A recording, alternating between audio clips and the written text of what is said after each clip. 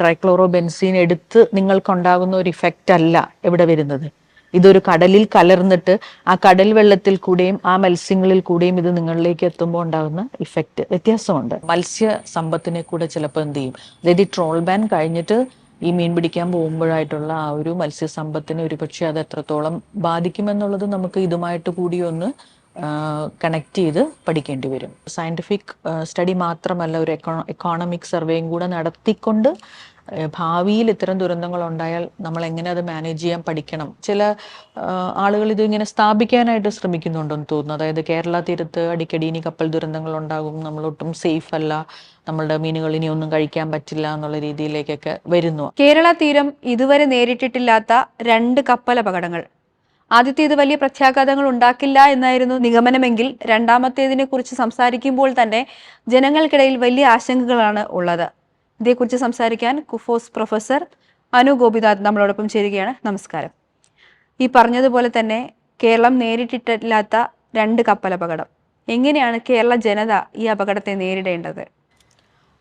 തീർച്ചയായും കഴിഞ്ഞ 3 ആഴ്ചയ്ക്ക് ഉള്ളിലായിട്ട് 2 കപ്പൽ അപകടങ്ങളാണ് നമ്മൾ കണ്ടത്.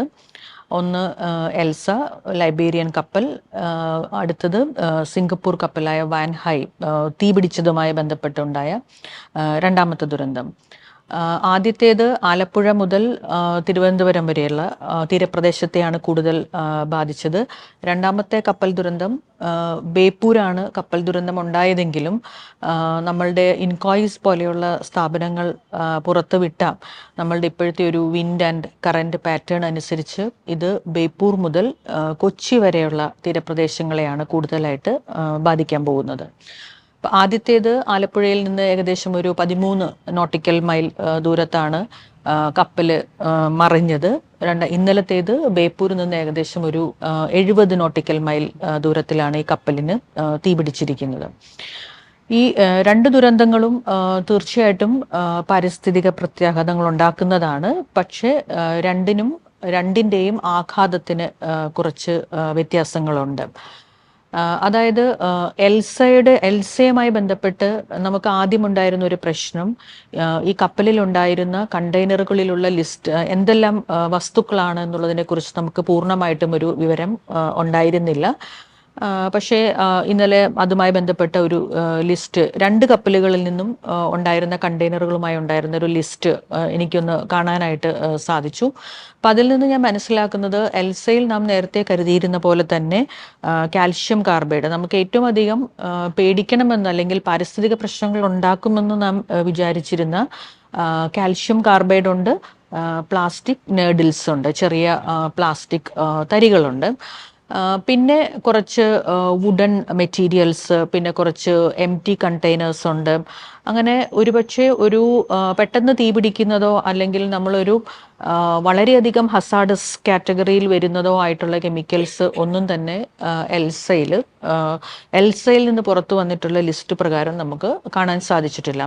എന്നിരുന്നാലും നമുക്കറിയാം കാൽഷ്യം കാർബൈഡ് നമ്മൾ പഴങ്ങളൊക്കെ പെട്ടെന്ന് പഴുപ്പിക്കാനായിട്ട് ഉപയോഗിക്കുന്ന ഒരു കെമിക്കലാണ്. കാൽഷ്യം കാർബൈഡ് വെള്ളവുമായിട്ട് റിയാക്ട് ചെയ്യുമ്പോൾ നമ്മളെല്ലാവരും കഴിഞ്ഞ കുറച്ച് ദിവസങ്ങളായിട്ട് കേരളം ചർച്ച ചെയ്തുകൊണ്ടിരുന്ന കാൽഷ്യം ഹൈഡ്രോക്സൈഡും അസറ്റിലിനും ഉണ്ടാകും. പക്ഷെ നാം മനസ്സിലാക്കേണ്ടത് അസറ്റിലിൻ ഒരു വളരെ പെട്ടെന്ന് തന്നെ ഇവാപ്പറേറ്റ് ചെയ്ത് പോകുന്ന ഒരു ഘടകമാണ്.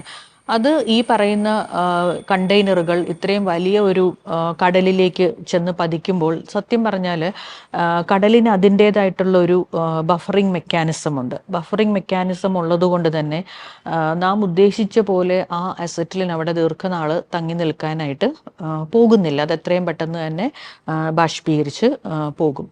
എന്നിരുന്നാലും കാൽഷ്യം കാർബൈഡ് പോലെയുള്ള വസ്തുക്കളിൽ തന്നെ ആർസനിക് പോലെ ഹാനികരമായിട്ടുള്ള മൂലകങ്ങളുണ്ട്.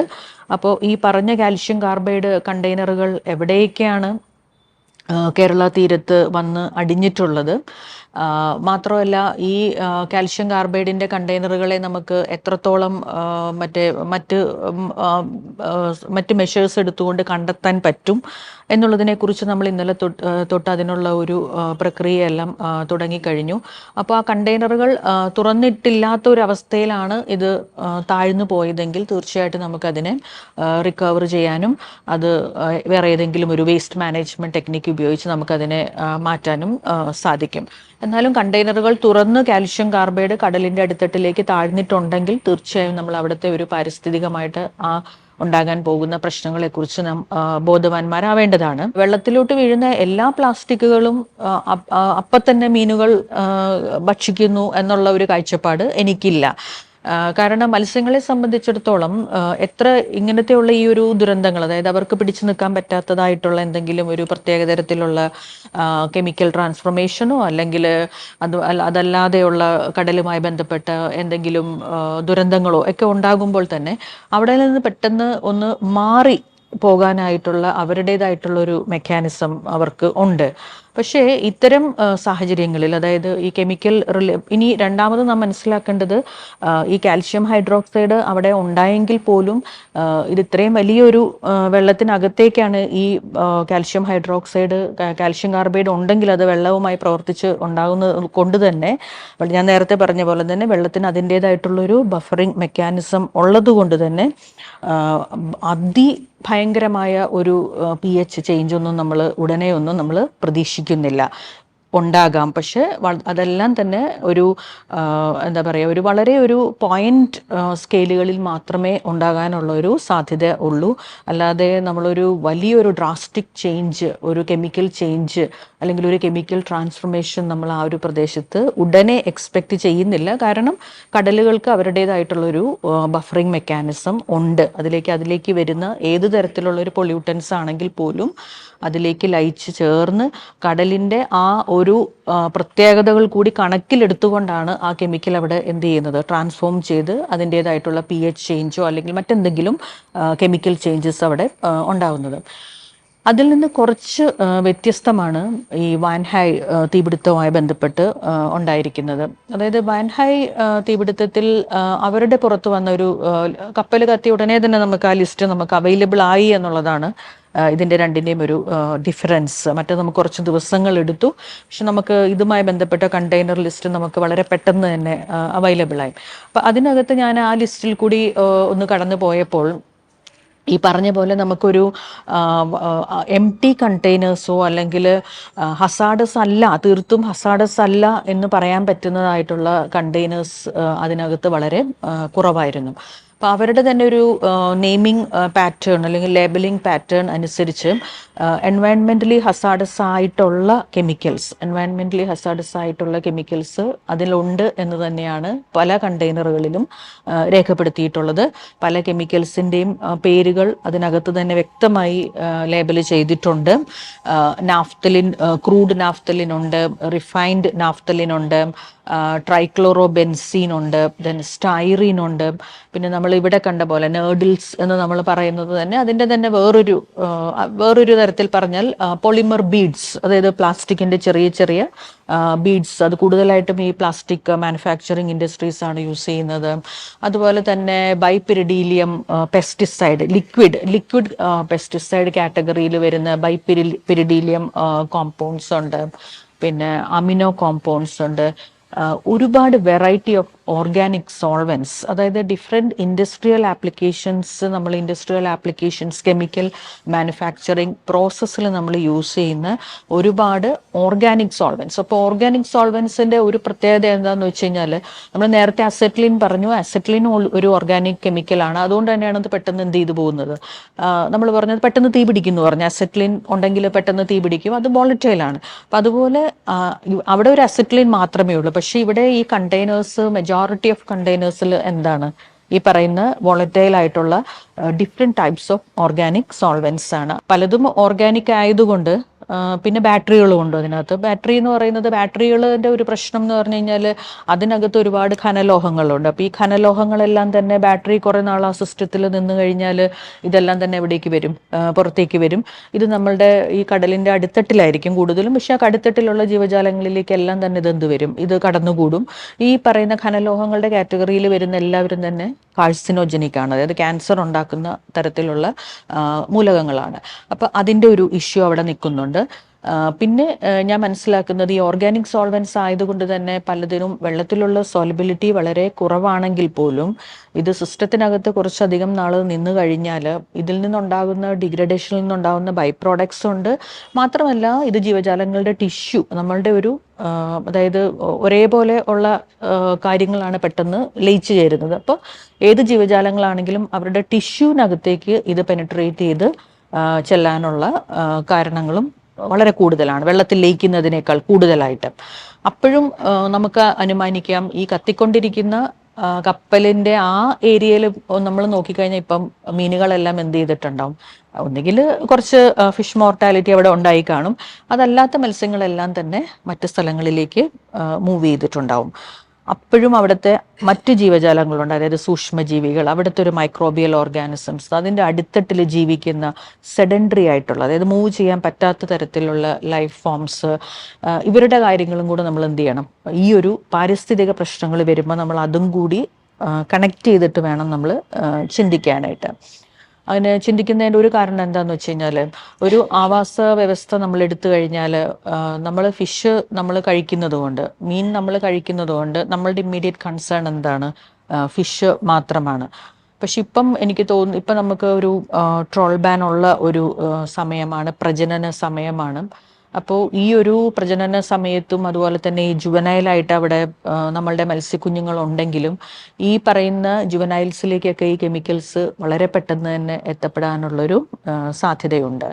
അപ്പോൾ ജുവനൈൽ മോർട്ടാലിറ്റി ഒന്നും, അതായത് കുഞ്ഞുങ്ങൾ കൂട്ടത്തോടെ ചത്തൊടുങ്ങുന്ന ഒരു അവസ്ഥാവിശേഷമൊന്നും നമുക്ക് ഈ പറയുന്ന 2-3 ദിവസത്തിലൊന്നും തന്നെ നമുക്ക് റിപ്പോർട്ട് ചെയ്തിട്ടില്ല. പക്ഷെ ഒരു അപകടം എന്താണെന്ന് വെച്ച് കഴിഞ്ഞാൽ ഈ മത്സ്യങ്ങൾ വലുതാവുമ്പം ഇതിനകത്തുള്ള ആ ഒരു കെമിക്കൽസ് കാലക്രമേണ എവിടേക്ക് വരും? അത് കഴിക്കുന്ന മറ്റ് വിഭാഗങ്ങളിലേക്ക് കൂടി വരാനുള്ള ഒരു സാധ്യത അത് ഒരു വശത്തുണ്ട്. പിന്നെ രണ്ടാമത്തെ ഇഷ്യൂ എന്ന് പറഞ്ഞു കഴിഞ്ഞാൽ നമ്മൾ ഈ പറയുന്ന പോലെ തന്നെ ഈ മത്സ്യസമ്പത്ത് എന്ന് പറയുന്നത് അവിടുത്തെ ആ ആവാസ വ്യവസ്ഥയിലെ മറ്റ് ജീവജാലങ്ങളുമായിട്ട് എന്താണ് ബന്ധപ്പെട്ടിരിക്കുന്നതാണ്. അതായത് അതിൻ്റെ ഒരു മൈക്രോബിയൽ കമ്മ്യൂണിറ്റി, അവിടുത്തെ മറ്റ് ജീവജാലങ്ങൾ, ഫൈറ്റോ പ്ലാങ്ക്ടൻസ്, അതായത് ചെറിയ ചെറിയ നമ്മൾ പറയുന്ന ഓർഗാനിസംസും അതുപോലെ കടലിൻ്റെ അടുത്തട്ടിലുള്ള ഓർഗാനിസംസും അവിടെ നടക്കുന്ന ഒരു കംപ്ലീറ്റ് ആയിട്ട് നടക്കുന്ന ഒരു റിയാക്ഷൻസും എല്ലാം തന്നെ കണക്റ്റഡ് ആണ് എന്തുമായിട്ട്? ഈ മത്സ്യ സമ്പത്തുമായിട്ട്. അപ്പം നിങ്ങൾ ആ ഒരു എക്കോസിസ്റ്റത്തിൽ നമ്മളിപ്പം പ്രതീക്ഷിക്കുന്ന പോലെ ഒരു കെമിക്കൽ സ്പില്ല് ഉണ്ടായിട്ടുണ്ടെങ്കിൽ തീർച്ചയായിട്ടും ആവാസ വ്യവസ്ഥയിലെ എല്ലാ തരത്തിലുള്ള പ്രക്രിയകളെയും അതെന്ത് ചെയ്തിട്ടുണ്ടാകണം? ബാധിച്ചിട്ടുണ്ടാവണം. അത് ശരിക്കും പറഞ്ഞാൽ നമുക്ക് ഡയറക്റ്റ് അല്ലെങ്കിൽ ഇൻഡയറക്റ്റ് ആയിട്ട് നമ്മളുടെ എന്തിനെ ബാധിക്കും? മത്സ്യസമ്പത്തിനെ വരും കാലങ്ങളിൽ, നമ്മളുടെ മത്സ്യസമ്പത്തിനെ ഉടനെ അല്ലെങ്കിൽ പോലും വരും കാലങ്ങളിൽ വളരെയധികം ബാധിക്കാനുള്ള സാധ്യതയുണ്ട്. ഇപ്പൊ മാം പറഞ്ഞു ഈ കെമിക്കൽസിനെ കുറിച്ച് സംസാരിച്ചു. ഇത് നമ്മുടെ തീരത്തേക്ക് ഏതെങ്കിലും വിധത്തിൽ എത്താൻ സാധ്യതയുണ്ടോ എന്നുള്ളതാണ് മറ്റൊരു പ്രധാനപ്പെട്ട സംശയം. ഈ പറഞ്ഞതുപോലെ കടലിലേക്ക് ലയിച്ചു ചേരുന്നുണ്ടാകാം. നമ്മൾ തിരുവനന്തപുരത്ത് കണ്ടതുപോലെ പ്ലാസ്റ്റിക്സ് വന്നതുപോലെ അത് നമുക്ക് കാണാൻ പറ്റി. പക്ഷെ കെമിക്കൽസ് ഈ വെള്ളവുമായിട്ട് ലയിച്ചു കഴിഞ്ഞാൽ നമുക്ക് ഒരിക്കലും നേരിട്ട് കാണാൻ കഴിയില്ല. അപ്പോൾ അത് ലയിച്ച് തീരത്തേക്ക് വരുമോ? അതെന്തെങ്കിലും തരത്തിലുള്ള പ്രത്യാഘാതങ്ങൾ നമുക്ക് മനുഷ്യരിലേക്ക് എത്തിക്കുമോ എന്നുള്ളതാണ് മറ്റൊരു സംശയം. തീരത്തേക്ക് വരുമ്പോൾ, അതായത് തീരപ്രദേശങ്ങളിലേക്ക് കെമിക്കലുകൾ വരാനുള്ള സാധ്യതകളും നമുക്ക് തള്ളിക്കളയാൻ പറ്റില്ല. കാരണം ഇപ്പൊ കാൽഷ്യം കാർബൈഡിന്റെ കണ്ടെയ്നേഴ്സ് എല്ലാം തന്നെ അത് ഹെവി കണ്ടെയ്നേഴ്സ് ആയതുകൊണ്ട് തന്നെ അത് എവിടെയാണോ കപ്പൽ മുങ്ങിയത്, എനിക്ക് തോന്നുന്നു മിക്കവാറും അതെല്ലാം അതിൻ്റെ തന്നെ ഒരു സമീപ പ്രദേശത്ത് തന്നെ അത് എന്ത് ചെയ്തിട്ടുണ്ടാകും? വന്ന് സിങ്ക് ചെയ്തിട്ടുണ്ടാവും. അതേസമയം പ്ലാസ്റ്റിക്കുകൾ കുറച്ചും കൂടി കനം കുറഞ്ഞതാണ്. അപ്പോൾ അത് കണ്ടെയ്നർ ഓപ്പൺ ആയിട്ടുണ്ടെങ്കിൽ അത് തീർച്ചയായിട്ടും ആ ഒരു മൺസൂണൽ നമ്മളുടെ ആ ഒരു വിൻഡിൻ്റെ പാറ്റേൺ വെച്ച് ആലപ്പുഴയിലുണ്ടായ ഈ ഒരു സംഭവം തെക്കൻ കേരളത്തിലേക്ക് വ്യാപിച്ച പോലെ തന്നെ തന്നെ നമ്മളുടെ തീരപ്രദേശങ്ങളിലേക്ക് വരാനുള്ള സാധ്യതയും കൂടുതലാണ്. അതായത് ഖനം കുറഞ്ഞ മെറ്റീരിയലുകളും അതുപോലെ തന്നെ വെള്ളത്തിൽ പൊങ്ങിക്കിടക്കുന്നതുമായിട്ടുള്ള പെട്ടെന്ന് ഡ്രിഫ്റ്റ് ചെയ്ത് വരാൻ പറ്റുന്ന തരത്തിലുള്ള എന്ത് സാധനങ്ങളുണ്ടെങ്കിലും അത് ഏറ്റവും കൂടുതൽ എവിടേക്കായിരിക്കും വരുന്നത്? തീരങ്ങളിലേക്കായിരിക്കും വരുന്നത്. അപ്പോൾ അത്തരത്തിൽ ഞാൻ മനസ്സിലാക്കുന്നത് ഇത് കത്തിയ ഒരു കപ്പലായതുകൊണ്ട് ഇതിൽ എത്രത്തോളം ഈ പറയുന്ന പ്ലാസ്റ്റിക് ഒക്കെ അതേ രൂപത്തിൽ നിൽക്കുന്നുണ്ടാകും എന്നുള്ളതും കൂടെ നമ്മളൊന്ന് ആലോചിക്കണം. കാരണം മിക്കവാറും എല്ലാം തന്നെ എന്ത് ചെയ്തിട്ടുണ്ടാവും? കത്തിയിട്ടുണ്ടാവും. പ്ലാസ്റ്റിക് കത്തിക്കഴിഞ്ഞാൽ പിന്നെ അതിനകത്ത് വേറെ തീരത്തേക്ക് അത് പ്ലാസ്റ്റിക് രൂപത്തിൽ എന്തായാലും വരാനുള്ള സാധ്യതയില്ല. പക്ഷെ അതിൻ്റെ ബൈ പ്രോഡക്റ്റുകളും മറ്റു കാര്യങ്ങളും ഒക്കെ അവിടെ തന്നെ കാണുമായിരിക്കും. പക്ഷെ ഈ കത്ത് പിടിക്കാത്തതായ അവസ്ഥയിലുള്ള കണ്ടെയ്നറുകളുണ്ട്, നമുക്ക് റിക്കവർ ചെയ്യാൻ പറ്റിയിട്ടുണ്ടെങ്കിൽ ഇല്ലെങ്കിൽ തീർച്ചയായിട്ടും ഒരു ടു സം എക്സ്റ്റെൻറ്റ് ഇത് നമ്മളുടെ എവിടേക്കും വരാം, തീരദേശങ്ങളിലേക്കും ഈ പറയുന്ന കണ്ടെയ്നറുകളുമായി ബന്ധപ്പെട്ട മാലിന്യങ്ങൾ വരാനുള്ള സാധ്യതയുണ്ട്. പിന്നെ നേരത്തെ നിങ്ങൾ പറഞ്ഞ പോലെ തന്നെ ഈ കത്തി എന്നുള്ളൊരു ഇതുകൊണ്ട് തന്നെ പല കെമിക്കലുകളും എന്ത് ചെയ്തിട്ടുണ്ടാകാം, ചിലപ്പോൾ അതേ രൂപത്തിലോ അല്ലെങ്കിൽ അതിൻ്റെ ഒരു മറ്റ് അവസ്ഥാ രൂപങ്ങളിലേക്കോ എവിടേക്ക് ചേർന്നിട്ടുണ്ടാകും, വെള്ളത്തിലേക്ക് ചേർന്നിട്ടുണ്ടാകും, അല്ലെങ്കിൽ അതിൻ്റെ അടിത്തട്ടിലേക്ക് പോയിട്ടുണ്ടാവും, അതല്ലെങ്കിൽ അത് കൂടുതൽ എവിടേക്ക് വന്നിട്ടുണ്ടാവും, തീരപ്രദേശങ്ങളിലേക്ക് വന്നിട്ടുണ്ടാവും. അപ്പോൾ ഈ 70 നോട്ടിക്കൽ മൈലിൽ നടന്ന ഒരു ദുരന്തമാണെങ്കിൽ പോലും ആ ഒരു 70 നോട്ടിക്കൽ മൈലിൻ്റെ ആ ഒരു നേർരേഖയിൽ കൂടെ മാത്രം സഞ്ചരിക്കുന്ന ഒരു ദുരന്തമായിട്ട് നമുക്കിതിനെ എന്ത് ചെയ്യാൻ പറ്റില്ല, കാണാൻ പറ്റില്ല. ഏതെല്ലാം കെമിക്കലാണ് നിങ്ങളുടെ കേരള തീരത്തേക്ക് വന്നിരിക്കുന്നത് എന്നുള്ളത് ശരിക്കും നമ്മളതൊരു അനാലിസിസ്, ഒരു സമഗ്രമായ പഠനം നടത്തിയാൽ മാത്രമേ നമുക്ക് പറയാൻ പറ്റുള്ളൂ. ഇതിനകത്ത് നമുക്കൊരു നമ്മളെ സപ്പോർട്ട് ചെയ്യുന്ന ഒരു ഫാക്ടർ എന്താണെന്ന് വെച്ച് കഴിഞ്ഞാൽ, ഇപ്പോൾ ഈ 2 കപ്പലിലുമുള്ള കണ്ടെയ്നേഴ്സിലുമുള്ള ആളുകൾ എന്താണ്, അല്ലെങ്കിൽ കണ്ടെയ്നേഴ്സിലുള്ള ആ ഒരു വസ്തുക്കൾ എന്താണെന്നുള്ളത് നമുക്ക് അറിയാൻ പറ്റുന്നുണ്ട്. അപ്പം അതിനെ ബേസ് ചെയ്തുകൊണ്ട്, അതായത് ഇന്ന വസ്തുക്കളുടെ പ്രസൻസ് അവിടെ ഉണ്ടോ. ഇപ്പം ഞാൻ നേരത്തെ പറഞ്ഞു ട്രൈക്ലോറോ ബെൻസീൻ രണ്ടാമത്തെ കപ്പലിൽ ഉണ്ടായിരുന്നു എന്ന് പറയുന്നു. അപ്പോൾ ട്രൈക്ലോറോ ബെൻസീൻ്റെ പ്രസൻസ് ഈ പറയുന്ന ആ ഒരു ഏരിയയിൽ, നമ്മൾ ഈ പറയുന്ന ബേപ്പൂർ ടു കൊച്ചി ഏരിയയിൽ ഈ കപ്പൽ ദുരന്തവുമായി ബന്ധപ്പെട്ട് നമുക്ക് കാണാൻ സാധിക്കുന്നുണ്ടോ. അതുപോലെ തന്നെ മറ്റ് നിരവധി കെമിക്കൽസ് ഉണ്ട്. അപ്പോൾ എൻവയൺമെൻ്റലി ഹസാഡസ് എന്ന് ആ കപ്പലിൽ തന്നെ രേഖപ്പെടുത്തിയിട്ടുള്ള ആ പർട്ടിക്കുലർ കെമിക്കൽസിനെ ഫോക്കസ് ചെയ്തുകൊണ്ട്, അതിനെ മാത്രം ഫോക്കസ് ചെയ്താൽ മതി. ആ ഫോക്കസ് ചെയ്തുകൊണ്ട് നമുക്കൊരു പഠനം നടത്താൻ പറ്റുവാണെങ്കിൽ എനിക്ക് തോന്നുന്നു ടു സം എക്സ്റ്റെൻറ്റ് നമുക്ക് ഈ ജനങ്ങളുടെ ആശങ്ക കൂടി അതിനകത്ത് പരിഹരിക്കാനായിട്ട് പറ്റും. കാരണം ഇപ്പം നമ്മൾ പലതും പറയുന്നത് ഒരു ഊഹാപോഹത്തിൻ്റെ ഇതിലായിരിക്കും.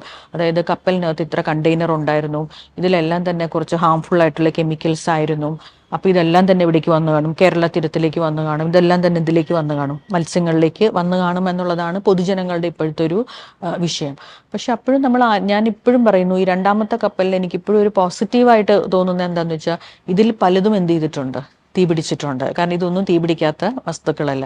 തീ പിടിക്കുമ്പോൾ ഉള്ള ഒരു അതിൻ്റെ ഒരു തീ പിടിക്കുന്നത് നല്ലതല്ല, പക്ഷെ എന്നാലും അതിന് നിങ്ങൾ വെള്ളത്തിലോട്ട് പോകുന്നതിലുപരി ഇത് കൂടുതൽ എവിടേക്കായിരിക്കും പോയിട്ടുണ്ടാവുക, അന്തരീക്ഷത്തിലേക്കായിരിക്കും പോയിട്ടുണ്ടാവുക. അപ്പം നൈട്രോസെല്ലുലോസ് ഉണ്ട്. ഈ നൈട്രോസെല്ലുലോസിൻ്റെ മാനുഫാക്ചറിങ് പ്രോസസ്സിൽ തന്നെ നമ്മൾ കോൺസെൻട്രേറ്റഡ് ആയിട്ടുള്ള ആസിഡ്സ് ആണ് യൂസ് ചെയ്യുന്നത്. ടൺ കണക്കിന് നൈട്രോസെല്ലുലോസ് ഉണ്ടെന്ന് പറയുന്നു. അപ്പോൾ ഇത് മൊത്തവും കത്തി അങ്ങോട്ട് പോയിട്ടുണ്ടെങ്കിൽ ഈ പറയുന്ന പോലെ തന്നെ നമ്മളുടെ ആസിഡ് റെയിൻ, അതായത് ഇപ്പോൾ നമുക്ക് മഴയുണ്ടല്ലോ, അപ്പോൾ ഈ പറയുന്ന ഓക്സൈഡ്സ്, സൾഫർ, നൈട്രജൻ ഓക്സൈഡ്സ് ഒക്കെ അത്തരത്തിൽ, അതായത് ഒരു ഹ്യൂജ് ക്വാണ്ടിറ്റിയിൽ പോയിട്ടുണ്ടെങ്കിൽ, കാരണം ഞാൻ മനസ്സിലാക്കുന്ന നൈട്രോസെല്ലുലോസ് ഒരുപാട് കണ്ടെയ്നറിൽ ഉണ്ടെന്നുള്ളതാണ്, അങ്ങനത്തെ ചില കാര്യങ്ങളും കൂടി ഇതുമായിട്ട് അസോസിയേറ്റ് ചെയ്ത് നിൽക്കാൻ സാധ്യതയുണ്ട്. ഇപ്പം നേരത്തെ ഞാൻ പറഞ്ഞ പോലെ തന്നെ മറ്റതിനകത്ത് കാൽഷ്യം ഹൈഡ്രോക്സൈഡ് വെച്ചിട്ടുള്ള ചെറിയ തോതിലുള്ള ഒരു pH ചേഞ്ച് ആ മുങ്ങിയ ഭാഗത്ത് നമ്മൾ പ്രതീക്ഷിക്കുന്നുണ്ടെങ്കിൽ, ഇതിനകത്ത് കുറച്ചും കൂടി ഒരു അസിഡിക് ആയിട്ടുള്ള കുറച്ച് ഡിഫറെൻറ്റ് ടൈപ്സ് ഓഫ് അസിഡിക് മെറ്റീരിയൽസും ഞാൻ ഈ കണ്ടെയ്നറിൻ്റെ ലിസ്റ്റിൽ കണ്ടു. പക്ഷെ കുറച്ചൊരു അസിഡിക് pHലേക്ക് ഇത് മാറാനായിട്ടുള്ളൊരു സാധ്യതയും കാണുന്നുണ്ട്. ഇപ്പോഴും മനസ്സിലാക്കണം, ഇതൊന്നും ഒരു വലിയ സ്കെയിലിലേക്കുള്ള ഒരു മാറ്റങ്ങളല്ല. കാരണം കടൽ എന്ന് പറയുന്നത് അത്രയ്ക്ക് വിശാലമാണ്, അതിൻ്റെ ഒരു ബഫറിങ് കപ്പാസിറ്റിയും അതിൻ്റേതായിട്ടുള്ള ഒരു കരയിലുള്ള തരത്തിലുള്ള ഒരു മാറ്റമല്ല നമ്മൾ കടലിലേക്ക്. അതായത് കരയിൽ നമ്മളൊരു കെമിക്കൽ, ഇപ്പം നിങ്ങൾ തന്നെ ട്രൈക്ലോറോബെൻസീൻ ഡയറക്റ്റായിട്ട് നിങ്ങൾ ട്രൈക്ലോറോബെൻസീൻ എടുത്ത് നിങ്ങൾക്കുണ്ടാകുന്ന ഒരു ഇഫക്റ്റ് അല്ല ഇവിടെ വരുന്നത്. ഇതൊരു കടലിൽ കലർന്നിട്ട് ആ കടൽ വെള്ളത്തിൽ കൂടെയും ആ മത്സ്യങ്ങളിൽ കൂടെയും ഇത് നിങ്ങളിലേക്ക് എത്തുമ്പോൾ ഉണ്ടാകുന്ന ഇഫക്റ്റ് വ്യത്യാസമുണ്ട്. അത് ഞാൻ പറയാൻ കാരണം എന്ന് വെച്ചാൽ, ഞാൻ തന്നെ ഇന്ന് ചില സ്ഥലത്ത് വായിച്ചു, അതായത് ഈ പറയുന്ന കപ്പലുമായി ബന്ധപ്പെട്ട എല്ലാ കെമിക്കൽസിൻ്റെയും ഒരു ലിസ്റ്റ് കൊടുത്തിട്ട് ചിലരൊക്കെ എഴുതിയിട്ടുണ്ട് ഇത് കാർഡിയോവാസ്കുലർ ഡിസീസ് ഉണ്ടാക്കും, ഇത് ക്യാൻസർ ഉണ്ടാക്കും, അല്ലെങ്കിൽ ഇത് ആ ഒരു അസുഖം ഉണ്ടാക്കും, ഇത് പെട്ടെന്ന് തന്നെ നമുക്കൊരു അതർ നെർവസ് ഇഷ്യൂസ് ഉണ്ടാക്കും എന്നുള്ളതൊക്കെ എഴുതിയിട്ടുണ്ട്. അത് നമ്മൾ മനസ്സിലാക്കേണ്ടത് ആ കെമിക്കൽ നിങ്ങൾ ഡയറക്റ്റായിട്ട് കോണ്ടാക്റ്റ് വരുമ്പോഴുള്ള ഒരു ഇഷ്യൂ ആണ്. അതായത് നിങ്ങൾ ഡയറക്റ്റായിട്ട് നിങ്ങൾ ഈ പറയുന്ന ട്രൈക്ലോറോബെൻസിൻ നിങ്ങൾ എടുക്കുമ്പോഴുള്ളൊരു ഇഷ്യൂ ആണ്. ഇവിടെ ശരിക്കും പറഞ്ഞാൽ ഇത് നമ്മളുടെ കടലിലേക്ക് കലർന്ന് നമ്മൾ കടൽ വെള്ളമായിട്ട് നമുക്ക് എന്തായാലും ഒരു ഡയറക്റ്റ് എൻകൗണ്ടർ വരുന്നില്ലല്ലോ. ഇത് മത്സ്യങ്ങളിലേക്ക് ചെന്ന് ഇത് വളരെ ചെറിയ ഒരു എമൗണ്ടിലേക്കാണ് എവിടേക്ക് എത്തുന്നത്, നിങ്ങളുടെ ഉള്ളിലേക്ക് എത്തുന്നത്. അപ്പം ആ ഡയറക്റ്റ് ഉണ്ടാകുന്ന ഒരു ഇഫക്റ്റും ഈ പറയുന്ന എന്താ പറയുക, ഈ പറയുന്ന അവസ്ഥകളിലൂടെ കടന്നിട്ട് നിങ്ങളിലേക്ക് എത്തുന്ന ഇഫക്റ്റും തമ്മിൽ വ്യത്യാസമുണ്ട്. ആദ്യത്തെ രീതിയിൽ നിങ്ങൾ വായിച്ചു കഴിഞ്ഞാൽ അത് നിങ്ങൾ പെട്ടെന്ന് പാനിക്കാവും. പക്ഷെ അങ്ങനെയല്ല, നമ്മൾ ഈ കടലിൽ കെമിക്കൽ വരുമ്പോൾ നമ്മൾ അതിനെ അത്തരത്തിലല്ല നമ്മൾ ചിന്തിക്കേണ്ടത്. ഈ അടുത്തിടയ്ക്ക് നമ്മൾ ആദ്യത്തെ കപ്പൽ അപകടത്തിന് ശേഷം നമ്മൾ ഈ കണ്ണമാലി പ്രദേശത്തൊക്കെ കടൽക്ഷോഭം രൂക്ഷമായിരുന്നു. ആ സമയത്ത് ഞങ്ങളവിടെ പോകുമ്പോൾ ഒരു വീട്ടിലേക്ക് വെള്ളം അടിച്ചു കയറുകയാണ്. അപ്പോൾ അവിടുത്തെ ചേച്ചി പറഞ്ഞൊരു വാക്കാണ്, കണ്ടില്ലേ കപ്പൽ മുങ്ങി, എന്തൊക്കെയോ സാധനങ്ങൾ അതിനകത്തുണ്ട്, അതെല്ലാം നമ്മുടെ വീട്ടിനകത്തേക്കാണ് ഇപ്പോൾ വന്ന് കയറിക്കൊണ്ടിരിക്കുന്നത്, ഇത് നമുക്ക് നാളെ എന്തൊക്കെ അസുഖങ്ങൾ ഉണ്ടാക്കുമെന്ന് നമുക്ക് അറിയില്ല എന്ന് പറഞ്ഞു. അത് അവരുടെ സ്വാഭാവികമായ ഒരു ആശങ്കയാണ്. ഇപ്പം ശരിക്കും മത്സ്യത്തൊഴിലാളികളെ സംബന്ധിച്ചും നിലനിൽക്കുന്നൊരു ആശങ്ക തന്നെയാണ്. ഇപ്പോൾ ട്രോളിംഗ് നിരോധനമായതുകൊണ്ട് കടലിൽ പോകുന്നില്ല, നേരിട്ടൊരു സമ്പർക്കം വരുന്നില്ല. പക്ഷെ ഈ ഒരു പീരീഡിന് ശേഷം അവർ കടലിലേക്ക് പോകുന്നു. കടലുമായി ഏറ്റവും അടുത്ത് ഇടപഴകുന്നതും ഉപജീവന മാർഗവുമായിട്ടുള്ളതെല്ലാം മത്സ്യത്തൊഴിലാളികളാണ്. അപ്പം അവരുടെ ജീവിതത്തെ ഇത് സാരമായി തന്നെ ബാധിക്കാൻ സാധ്യതയുണ്ടോ? അവരെ ത്വക്ക് രോഗങ്ങൾ മുതൽ പല തരത്തിലുള്ള അസുഖങ്ങൾ ഉണ്ടാകാൻ സാധ്യത ഉണ്ടെന്ന് പറയുന്നു. അപ്പോൾ അതിൻ്റെ ഒരു സാധ്യതയൊക്കെ എത്രത്തോളം ഉണ്ട്? ഇത് ഈ പറയുന്ന ഞാൻ നേരത്തെ പറഞ്ഞ പോലെ തന്നെ ഒരു 1-2 കണ്ടെയ്നേഴ്സിൽ നിന്ന് വന്നിരിക്കുന്ന ഒരു കെമിക്കൽ സ്പില്ലല്ല, ഒരു ടൈപ്പ് കെമിക്കലുമല്ല, ഡിഫറെൻറ്റ് വെറൈറ്റീസ് ഓഫ് കെമിക്കൽസ് ഉണ്ട്. മറ്റേതിലാണെങ്കിൽ കാൽഷ്യം കാർബൈഡ് ആണ് മേജറായിട്ട് ഉള്ളത്. അപ്പോൾ അവിടെയും ഈ പറഞ്ഞ പോലെ തന്നെ കാൽഷ്യം ഹൈഡ്രോക്സൈഡും അങ്ങനത്തെ കുറച്ച് ഇതൊക്കെ ഉണ്ടാവുന്നുണ്ട്. ഇത് വെയിറ്റ് കൂടിയതുകൊണ്ട് ഇത് എന്ത് ചെയ്തിട്ടുണ്ട്, താഴ്ന്ന് പോയിട്ടുണ്ട്. ഇവിടെ പക്ഷെ എനിക്ക് തോന്നുന്നു ഓർഗാനിക് സോൾവെൻസ് ആയതുകൊണ്ട് എല്ലാം ഒന്നും അങ്ങനെ താഴ്ന്നു പോകാനുള്ളൊരു ഇതില്ല. അപ്പോൾ തീർച്ചയായിട്ടും നമ്മളൊരു അളവിൽ കൂടുതൽ നിങ്ങളുടെ ഇതിൽ ചിലതൊക്കെ നമ്മൾ സൺസ്ക്രീനൊക്കെ ഉണ്ടാക്കാൻ ഉപയോഗിക്കുന്ന ടൈപ്പ് ഓർഗാനിക് കെമിക്കൽസൊക്കെ അതിനകത്തുണ്ട്. പക്ഷെ സൺസ്ക്രീനിലൂടെ നിങ്ങൾ മുഖത്തിടുന്നതും ഡയറക്റ്റായിട്ട് ഈ കെമിക്കൽ വന്നിട്ട് നിങ്ങളുടെ സ്കിന്നിലുണ്ടാക്കുന്ന പ്രശ്നങ്ങളും അത് രണ്ടായിരിക്കും. മാത്രമല്ല ചിലതൊക്കെ തീർച്ചയായിട്ടും നമ്മളുടെ ത്വക്കിന് ഹാനികരമായിട്ടുള്ള ഒരു കെമിക്കൽസ് തന്നെയാണ്. അതുകൊണ്ടാണ് ഞാൻ നിങ്ങളുടെ അടുത്ത് പറഞ്ഞത്, ഈ 70 നോട്ടിക്കൽ മൈലിൽ നമ്മൾ ഇങ്ങനെയൊരു ലൈൻ വരച്ചിട്ട് മാത്രം നമുക്ക് ഇതിനെ എന്ത് ചെയ്യാൻ പറ്റില്ല, പഠിക്കാൻ പറ്റില്ല. ഈ 70 നോട്ടിക്കൽ മൈലിൽ നിന്ന് നമ്മളുടെ തീരങ്ങളിലേക്ക്, അതായത് ബേപ്പൂർ മുതൽ കൊച്ചി വരെയുള്ള ഈ മനുഷ്യർ കൂടുതൽ താമസിക്കുന്ന തീരങ്ങളിലേക്ക് ഈ പറയുന്ന കെമിക്കലുകൾ എത്രത്തോളം വന്നെത്തിയിട്ടുണ്ട് എന്നുള്ളതും കൂടെ നമ്മൾ എന്ത് ചെയ്യേണ്ടി വരും, പഠിക്കേണ്ടി വരും. കാരണം കൂടുതലും തീരങ്ങളിലാണല്ലോ കൂടുതലും ജനങ്ങൾ ഡയറക്റ്റായിട്ടൊരു മത്സ്യത്തൊഴിലാളികളല്ലാത്തവർ കൂടുതലും ഇൻറ്ററാക്ട് ചെയ്യുന്നത് കൂടുതലും ഡയറക്റ്റായിട്ട് തീരങ്ങളോട് ബന്ധപ്പെട്ടായിരിക്കുമല്ലോ. ഈ മത്സ്യത്തൊഴിലാളികളുടെ ആരോഗ്യ പ്രശ്നത്തിലുപരി അവരുടെ ഉപജീവനത്തിനെ ഇത് ഒരു ലോങ് റണ്ണിൽ എങ്ങനെ ബാധിക്കും എന്നുള്ളത് കൂടി നമ്മൾ എന്ത് ചെയ്യണം, മനസ്സിലാക്കണം. അതായത് നമ്മൾ മത്സ്യസമ്പത്തിനെ പലപ്പോഴും പറയാറുള്ളത് കാലാവസ്ഥ വ്യതിയാനങ്ങളുമായിട്ട് ബന്ധപ്പെടുത്തിയാണ് പറയാറുള്ളത്, അല്ലേ? ഇപ്പം നമ്മൾ പറയുന്നു മത്തിയുടെ ഇത് കേരള തീരത്ത് കുറവാണെന്ന് പറയുന്നു. അപ്പോൾ നമ്മൾ പറയുന്നു ചൂട് കൂടുന്നു, അപ്പം കേരള തീരത്തുള്ള മത്തിയെല്ലാം മറ്റ് തീരങ്ങളിലേക്ക് പോയിക്കൊണ്ടിരിക്കുകയാണ്, കടലിൻ്റെ ചൂട് അനിയന്ത്രിതമായിട്ട് കൂടുന്നതാണ് ഇതിൻ്റെ ഒരു കാരണം എന്ന് പലതരത്തിലുള്ള ഏജൻസികളും അവരവരുടേതായ റിപ്പോർട്ടുകൾ പുറത്തുവിടുന്നത് ഞാൻ വായിച്ചിട്ടുണ്ട്. അപ്പോൾ അതുപോലെ ഇതിനകത്ത് ഉള്ള ഒരു ഇഷ്യൂ എന്ന് പറയുന്നത്, ഞാൻ നേരത്തെ പറഞ്ഞു കടലെന്ന് പറയുന്നത് മത്സ്യങ്ങളുടേത് മാത്രമല്ല. മത്സ്യങ്ങൾ ഇപ്പം നമ്മൾ എങ്ങനെയാണ് ജീവിക്കുന്നത്, നമ്മൾ മറ്റ് ഭക്ഷ്യവസ്തുക്കളെല്ലാം ഉള്ളതുകൊണ്ടാണ് നമ്മൾ എന്ത് ചെയ്യുന്നത്, മനുഷ്യർ സർവൈവ് ചെയ്യുന്നത്. അതുപോലെ തന്നെയാണ് മത്സ്യങ്ങളും. കാരണം മത്സ്യങ്ങൾക്ക് അവരുടേതായിട്ടുള്ള എന്തുണ്ട്, ഒരു ഭക്ഷ്യവ്യവസ്ഥയുണ്ടല്ലോ. ആ ഭക്ഷ്യവ്യവസ്ഥ എന്ന് പറയുന്നത് കടലിലെ മറ്റ് ജീവജാലങ്ങളെ ഡിപ്പെൻഡ് ചെയ്തുകൊണ്ടാണ് ഉള്ളത്. മത്സ്യങ്ങൾക്ക് അവരുമായി ബന്ധപ്പെട്ട ആവാസ വ്യവസ്ഥയിൽ എന്തെങ്കിലും ഒരു ദുരന്തങ്ങൾ വരുമ്പോൾ സ്വയം തന്നെ മാറിപ്പോകാനായിട്ടുള്ള ഒരു സെൽഫ് ഡിഫെൻസ് മെക്കാനിസം അവർക്ക് ഉണ്ട്. അത്തരത്തിലുള്ള മെക്കാനിസം അവിടുത്തെ സൂക്ഷ്മജീവികൾക്കോ അല്ലെങ്കിൽ കടലുമായി ബന്ധപ്പെട്ട് കടലിൻ്റെ ഈ പറയുന്ന പ്രൊഡക്ടിവിറ്റിയുമായി ബന്ധപ്പെട്ട് നിൽക്കുന്ന കടലിൻ്റെ അടിത്തട്ടിൽ ജീവിക്കുന്നതായിട്ടുള്ള ആളുകൾക്കോ ഇല്ല. അപ്പോൾ ഈ ഒരു പർട്ടിക്കുലർ ഏരിയയിൽ, അതായത് ഇതിൻ്റെ വ്യാപ്തി ഞാൻ നേരത്തെ നിങ്ങളുടെ അടുത്ത് പറഞ്ഞതുപോലെ തന്നെ ഇതൊരു ലൈൻ വരച്ച് നമുക്ക് എന്ത് ചെയ്യാൻ പറ്റില്ല. അതിനകത്തേക്ക് നമുക്ക് ഒരു ലക്ഷ്മണ രേഖയ്ക്കുള്ളിൽ ഈ കെമിക്കൽസിനെ നമുക്ക് ഒരിക്കലും നിർത്താൻ പറ്റില്ല. ഇതെന്തായാലും എന്ത് ചെയ്യും, വ്യാപിക്കും. ഹൊറിസോണ്ടലായിട്ടും വ്യാപിക്കും, വേർട്ടിക്കലായിട്ടും ഇത് വ്യാപിക്കും. അപ്പോൾ എത്രത്തോളം ആ ആവാസ വ്യവസ്ഥയെ ഇത് ബാധിച്ചിട്ടുണ്ട്, നാളെ നമ്മളുടെ മത്സ്യങ്ങൾക്ക് അവിടെ നിലനിൽക്കാനായിട്ടുള്ള ഒരു ഭക്ഷ്യവ്യവസ്ഥ ഈ ഒരു കടലിന് ഈ ഒരു ദുരന്തം കൊണ്ട് ഉണ്ടായിട്ടുണ്ടോ എന്നുള്ളത് ശരിക്കും പറഞ്ഞു കഴിഞ്ഞാൽ ഇനിയുള്ള സമയത്തെ ഒരു മത്സ്യ സമ്പത്തിനെ കൂടെ ചിലപ്പോൾ എന്ത് ചെയ്യും. അതായത് ഈ ട്രോൾ ബാൻ കഴിഞ്ഞിട്ട് ഈ മീൻ പിടിക്കാൻ പോകുമ്പോഴായിട്ടുള്ള ആ ഒരു മത്സ്യസമ്പത്തിനെ ഒരുപക്ഷെ അത് എത്രത്തോളം ബാധിക്കുമെന്നുള്ളത് നമുക്ക് ഇതുമായിട്ട് കൂടി ഒന്ന് കണക്ട് ചെയ്ത് പഠിക്കേണ്ടി വരും. ഇതിപ്പോൾ ശരിക്കും പറഞ്ഞാൽ പ്രജനന സമയമാണല്ലോ മത്സ്യങ്ങളുടെ, അപ്പം അത് ആ പ്രജനനത്തെയും ബാധിക്കാൻ സാധ്യതയില്ലേ? സാധ്യതയുണ്ട്. പ്രജനന സമയമാണ്, അതിനെ ബാധിക്കാൻ സാധ്യതയുണ്ട്. കാരണം പ്രത്യേകിച്ചും ഇതൊരു കത്തുന്ന ഒരു കപ്പലായതുകൊണ്ട് തന്നെ അതിൻ്റെ ഒരു ചൂടും ഈ പറയുന്ന പെട്ടെന്നുണ്ടാവുന്ന ഒരു കെമിക്കൽ എക്സ്പ്ലോഷൻ എന്ന് വേണമെങ്കിൽ നമുക്ക് പറയാം. കാരണം അത്രയും ഹ്യൂജ് ക്വാണ്ടിറ്റി അല്ലേ വന്നിരിക്കുന്നത്. അത് തീർച്ചയായിട്ടും മത്സ്യങ്ങളുടെ പ്രജനനത്തെയും ബാധിച്ചിട്ടുണ്ടാകും. ഭാവിയിലുള്ള മത്സ്യസമ്പത്തിനെയും അത് ബാധിക്കും. ഇപ്പോൾ കിട്ടുന്ന ഒരു കോമ്പൻസേഷൻ, അതായത് ഈ ഷിപ്പിംഗ് ആക്സിഡൻറ്റുമായി ബന്ധപ്പെട്ട് പുറത്തു വരുന്ന ഒരു FIRുമായി ബന്ധപ്പെട്ടും അതിൻ്റെ പാരിസ്ഥിതിക പ്രശ്നങ്ങളും എല്ലാമായിട്ട് കണക്ട് ചെയ്യുന്ന ഒരു കോമ്പൻസേഷൻ എന്ന് പറയുന്നത് മത്സ്യത്തൊഴിലാളികൾക്ക് കിട്ടുന്ന ഒരു താൽക്കാലികമായിട്ടുള്ള ഒരു ഇതാണ്.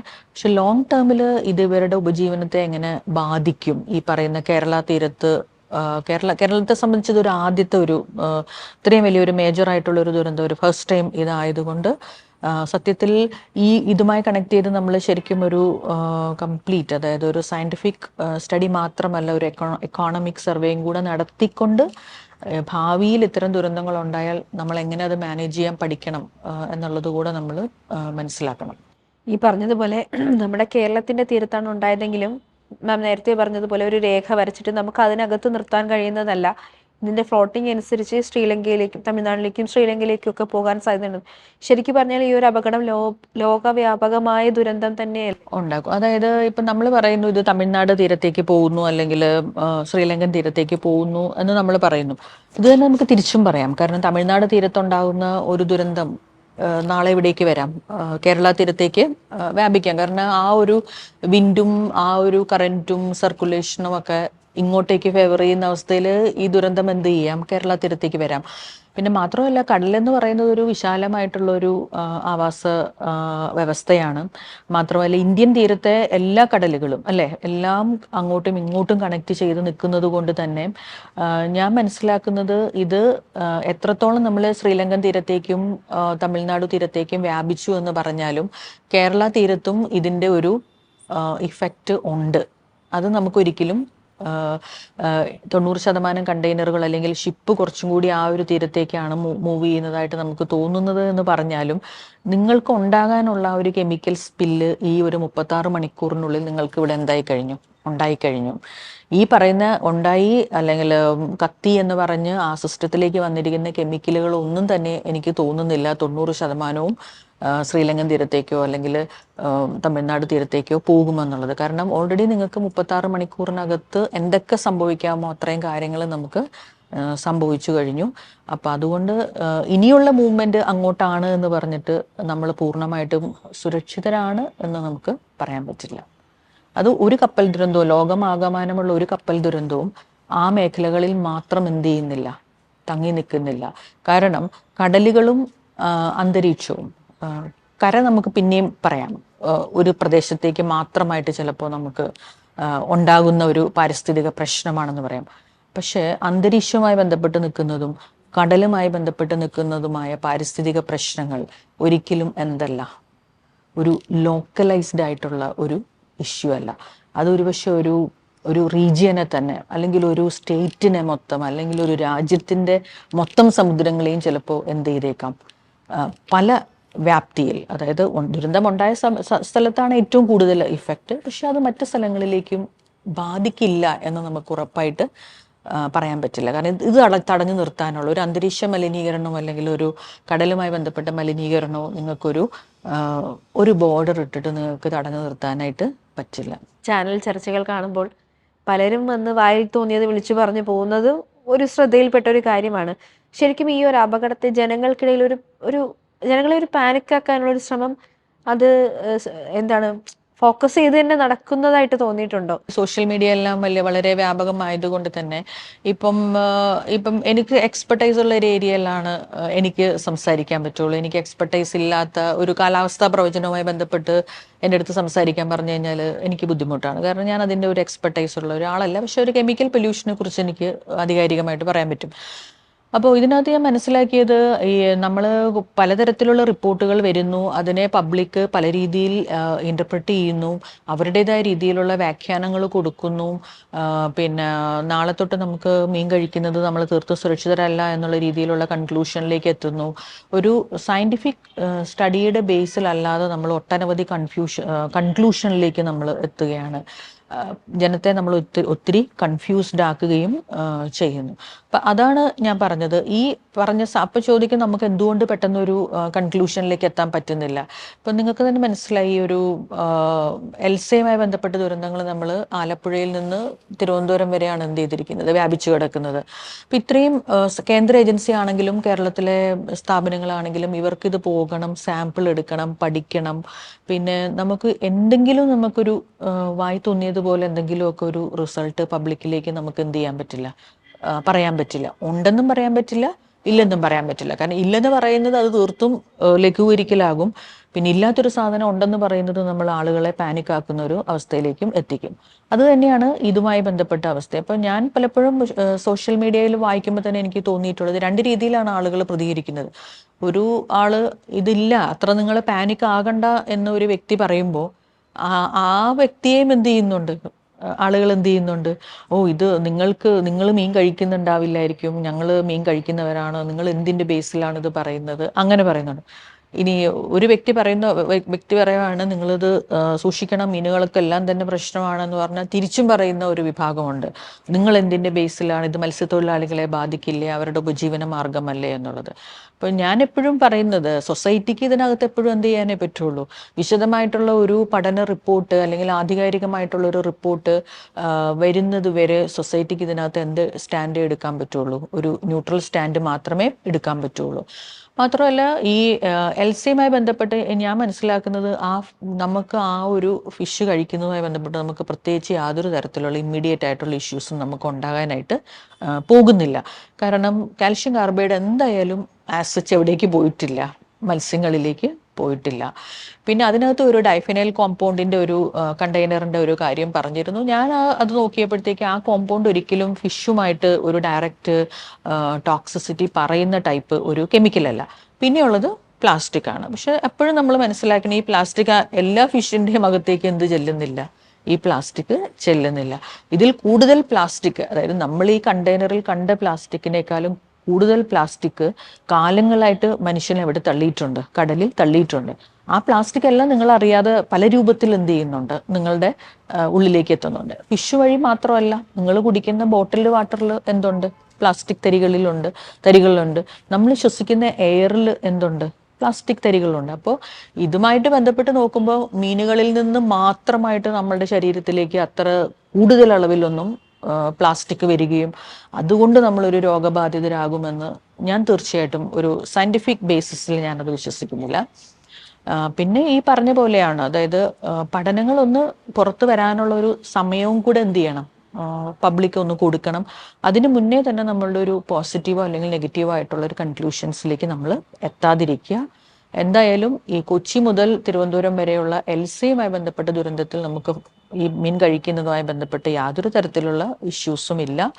പിന്നെ കപ്പൽ കത്തിയ ആ ഒരു ഏരിയയിൽ ഞാൻ മനസ്സിലാക്കുന്നിടത്തോളം എന്തായാലും ഒരു മീനുകളും അവിടെ കാണാൻ സാധ്യതയില്ല. നമ്മൾ ആ സ്ഥലങ്ങളിൽ നിന്ന് മീൻ പിടിക്കാനും സാധ്യതയില്ല. അങ്ങനെയാണെങ്കിൽ ഇപ്പോൾ നമ്മൾ പറയുന്ന അനുസരിച്ചിട്ട് തമിഴ്നാട് കോസ്റ്റിലെ ആളുകൾക്കൊന്നും എന്ത് ചെയ്യാൻ പറ്റില്ല, മത്സ്യങ്ങൾ കഴിക്കാൻ പറ്റില്ല. കാരണം ഈ പറയുന്ന കെമിക്കലെല്ലാം നമ്മൾ വിചാരിക്കും കണ്ടെയ്നറുകളെല്ലാം അങ്ങോട്ടേക്ക് ഡ്രിഫ്റ്റ് ചെയ്തിട്ട് ഇതവിടെ പോയി അടിയുന്നു. ആ പ്രദേശത്താണ് കൂടുതൽ പ്രശ്നങ്ങൾ ഉണ്ടാകുന്നു എന്നുള്ളതല്ലേ. അപ്പോൾ അത്തരത്തിലുള്ള ഒരു കൺക്ലൂഷൻസ് നമ്മൾ ജനങ്ങളെ പാനിക് ആവുന്ന തരത്തിലുള്ള പിന്നെ എനിക്ക് തോന്നുന്നു ഇതിനകത്തൊരു ചില സമയത്ത് നമുക്ക് തോന്നുന്നു ചില ആളുകൾ ഇത് ഇങ്ങനെ സ്ഥാപിക്കാനായിട്ട് ശ്രമിക്കുന്നുണ്ടെന്ന് തോന്നുന്നു. അതായത് കേരള തീരത്ത് അടിക്കടി ഇനി കപ്പൽ ദുരന്തങ്ങൾ ഉണ്ടാകും, നമ്മളൊട്ടും സേഫ് അല്ല, നമ്മളുടെ മീനുകൾ ഇനി ഒന്നും കഴിക്കാൻ പറ്റില്ല എന്നുള്ള രീതിയിലേക്കൊക്കെ വരുന്നു. അങ്ങനെ വരുമ്പോഴത്തേക്ക് ഇന്ത്യൻ തീരങ്ങളൊന്നും തന്നെ സേഫ് അല്ല അല്ലേ. ഞാൻ മനസ്സിലാക്കിയത് ഗോവയിൽ അടുത്തിടെ ഒരു കപ്പൽ ദുരന്തം ഉണ്ടായതായിട്ട് ഞാൻ മനസ്സിലാക്കുന്നു. പിന്നെ അതുപോലെ തന്നെ വിദേശ രാജ്യങ്ങൾ എടുത്താൽ തന്നെ ഒരുപാട് ദുരന്തങ്ങൾ ഉണ്ടാകുന്നുണ്ട് അല്ലേ. അപ്പം അവിടെയൊന്നും ആളുകൾ മത്സ്യം കഴിക്കുന്നില്ല എന്ന് നമുക്ക് പറയാൻ പറ്റില്ല. നമ്മൾ മനസ്സിലാക്കേണ്ടത് മത്സ്യം മാത്രമല്ല നമ്മളുടെ ഉള്ളിലേക്ക് ഈ പറയുന്ന കെമിക്കലുകളെ കൊണ്ടുവരുന്നത്. നമ്മൾ ശ്വസിക്കുന്ന എയർ പോലും ഈ പറയുന്ന പോലെ പലതരത്തിലുള്ള കെമിക്കലുകളെ നമ്മുടെ ഉള്ളിലേക്ക് കൊണ്ടുവരുന്നുണ്ടെന്ന് പറഞ്ഞ് നമുക്ക് ശ്വസിക്കാതിരിക്കാൻ പറ്റില്ല, വെള്ളം കുടിക്കാതിരിക്കാൻ പറ്റില്ല. സോ അത്തരത്തിലാണ് നമ്മൾ കാര്യങ്ങളെ അപ്രോച്ച് ചെയ്യേണ്ടത്. അല്ലാതെ എന്തെങ്കിലും ഒരു ചെറിയൊരു കാര്യത്തെ നമ്മൾ ഒരുപാട് വലുതാക്കി കാണിച്ച് അതിൻ്റെ ഒരു വ്യാപ്തി ശരിയായ തരത്തിൽ മനസ്സിലാക്കാതെ പോകുന്നത് ഒരു അപകടകരമായ ഒരു പ്രവണതയാണ്. അത് ഈ ഒരു കാലഘട്ടത്തിൽ അത് സത്യം പറഞ്ഞാൽ ആളുകൾ കൂടുതൽ എഡ്യൂക്കേറ്റഡ് ആവുന്നതിനനുസരിച്ച് നമ്മളൊരു റിവേഴ്സിലേക്കാണ് നമ്മൾ പോയിക്കൊണ്ടിരിക്കുന്നത്. അതായത് സത്യത്തിൽ കൂടുതൽ എഡ്യൂക്കേറ്റഡ് ആവുന്നിടത്തോളം നമ്മൾ കൂടുതൽ കാര്യങ്ങൾ എന്ത് ചെയ്യാനാണ്, ഒരു ലോജിക്കൽ തിങ്കിങ് ആണ് നമുക്ക് വരേണ്ടത്. പക്ഷെ അതിലുപരിയായിട്ട് എനിക്ക് തോന്നുന്നു എഡ്യൂക്കേറ്റഡ് ആയിട്ടുള്ള ആൾക്കാർ പോലും എക്സാജറേറ്റ് ചെയ്ത് കാര്യങ്ങളെ അവതരിപ്പിക്കാനായിട്ട് ഒരു മത്സരബുദ്ധിയോട് കൂടിയിട്ടൊക്കെ ചില സമയത്ത് അവർ ആ ഒരു മത്സരബുദ്ധി കാണിക്കുന്നുണ്ടോ എന്നും കൂടി എനിക്കൊരു സംശയം പല സോഷ്യലി റെലവൻ്റ് ആയിട്ടുള്ള ഇഷ്യൂസിൽ എനിക്ക് തോന്നാറുണ്ട്.